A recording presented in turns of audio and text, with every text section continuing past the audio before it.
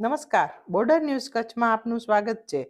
છેલ્લા કેટલાક દિવસોથી થઈ રહેલા અસહ્ય બફારા બાદ આજે સાંજના નખત્રાણા પંથકમાં મોસમના પ્રથમ વરસાદની ધમાકેદાર એન્ટ્રી થઈ હતી અને 1.5 કલાકમાં જ 2.5 થી 3 ઇંચ જેટલો વરસાદ વરસી જતા ખેડૂતો ખુશખુશાલ થઈ ગયા છે. ગઈ રાત્રિથી જ વરસાદી માહોલ છવાયેલો રહ્યો હતો અને આખરે આજે સાંજના મેઘરાજા રાજી થતા સીમાડાઓમાં સર્વત્ર નદી નાળા પૂરજોશમાં વહી નીકળ્યા હતા.